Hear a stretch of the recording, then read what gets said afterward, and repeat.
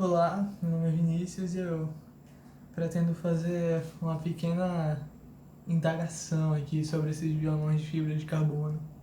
O Lavami, acho que é Lavami 2 que se chama, que apareceu em vários vídeos por aí, que me fez começar a pensar um pouco sobre esses violões e tentar imaginar como é que funciona aí as coisas.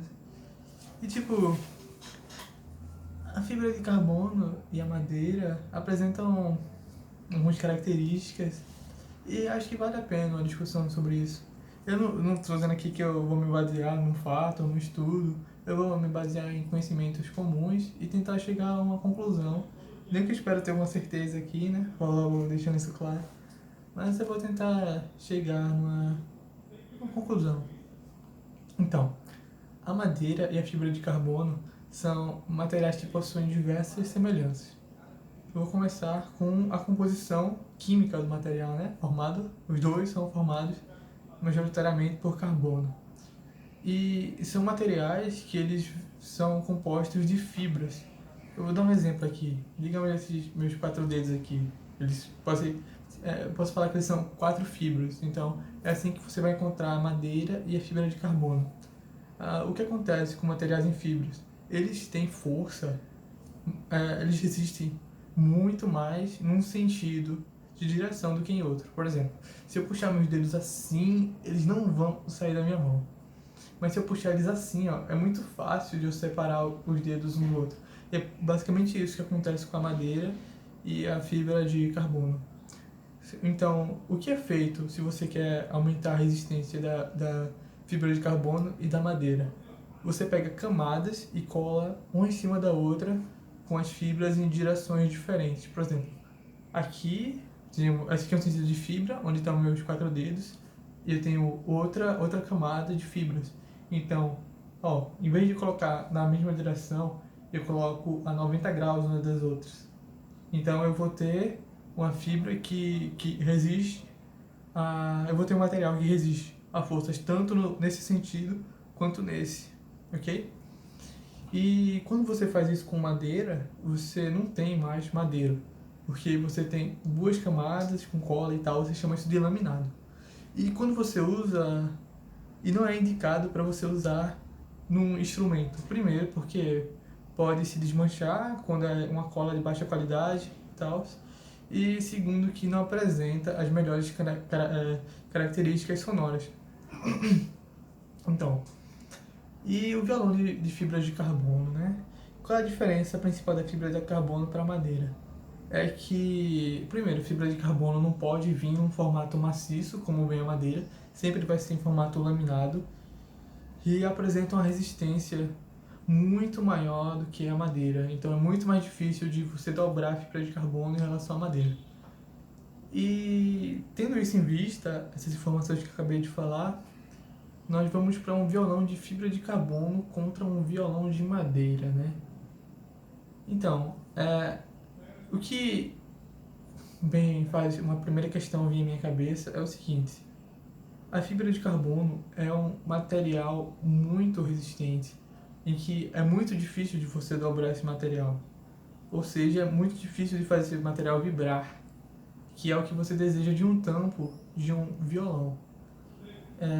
Se você pega um violão de madeira, ou você for olhar as madeiras que são usadas para construir esse violão, você vai notar que a madeira do tampo, que é a maior responsável pelo som do instrumento, não é uma madeira de alta resistência. É uma madeira com resistência média, assim, que facilite a vibração do tampo para formar o som.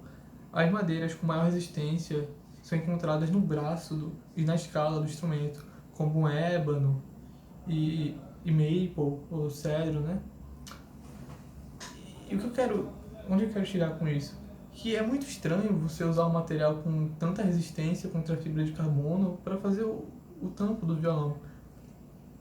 Eu não sei como a empresa fez, né? Se ela usou uma folha muito pequena de fibra de carbono, se ela usou muito pouco, se ela usou mais cola do que fibra de carbono, eu não sei, mas isso me faz levantar uma dúvida. Outra questão também é que materiais como o laminado não são ideais para fazer tampo de instrumento, ou tanto tampo quanto a caixa, né? Os violões, apenas os violões, tipo, muito baratos, de R$ 300 e tal, são feitos totalmente de madeira laminada no tampo e na caixa do instrumento. Quando você vai já para os R$ 700, R$ 800, apesar de você ainda poder encontrar violões completamente laminados, você já vai conseguir achar violões com tampo maciço, como alguns violões da Rosine nessa faixa de preço. Então, essa questão de você ter um instrumento, primeiro, com um material extremamente resistente, que é a fibra de carbono, e segundo, de laminado de fibra de carbono, levanta a questão de se esse instrumento realmente tem tanta qualidade sonora assim. Apesar de você pode escutar as reviews de algumas pessoas e tirar suas próprias conclusões, não é? Então, você está pagando um preço muito alto por um violão com um material que não é ideal para fabricação, ou pelo menos na minha concepção não parece ideal para confecção de instrumento, pelo menos do tampo e da caixa, e você está pagando por um laminado de um material que não apresenta, não parece apresentar as melhores características sonoras no papel.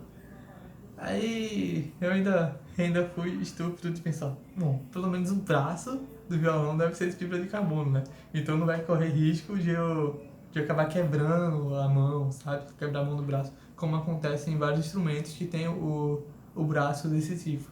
E não é que não é, não é feito não de... Tipo, a única fibra de carbono que tem no braço, pelo que eu pude ver pelo site da Lava-Me, que foi que eu conferi, né? O Lava-Me 2, é que tem o tensor, não tem tensor, né? São postas 2 barras de fibra de carbono para deixar o braço reto. Mas aí, tipo, você vai gastar um dinheirão para pegar um violão de fibra de carbono, em que a parte principal, pelo menos que eu vejo de quebrar, né? Que é a região da mão, a junta da mão e do braço, não é de fibra de carbono. Isso não faz o menor sentido na minha cabeça, velho. E agora eu vou falar um pouco sobre a questão aqui. Por que você iria comprar um instrumento desse?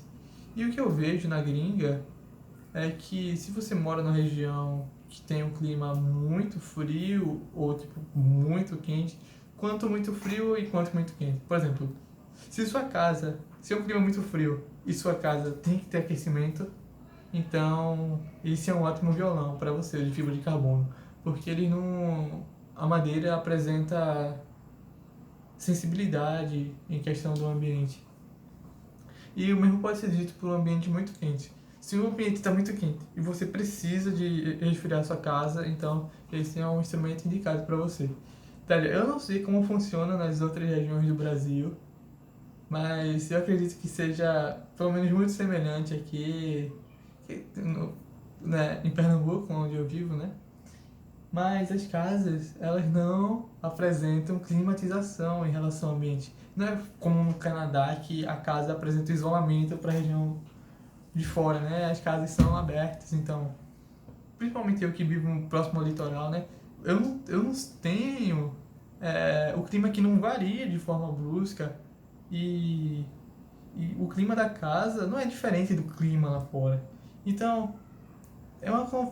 Tipo, eu não vou dizer que é inútil ou qualquer coisa assim, mas a utilidade para quem vive numa região aqui como essa que eu vivo, eu acredito que a sua possa ser similar a essa, não faz muito sentido. E com esse dinheiro você pode comprar um violão que não é de um material laminado, pô, que é de um material maciço, que apresenta características sonoras incríveis. Você pode gastar num violão de luthier, que eu acharia incrível, ou se você preferir um violão de uma marca como a Taylor, a Martin. Então, comprar um violão de fibra de carbono parece, em tipo, 8 de 10 dos casos assim, uma péssima ideia. Ou pelo menos parece ter alternativas melhores, né? Eu espero ter sido claro nesse vídeo aqui e mais uma vez eu digo, eu não sou dono da verdade, eu posso estar falando muita besteira aqui, mas você tem que me dar o voto de que pelo menos as ideias seguem uma linha de pensamento real, que não é absurdo aí. Acho que é isso aí. Tchau, tchau.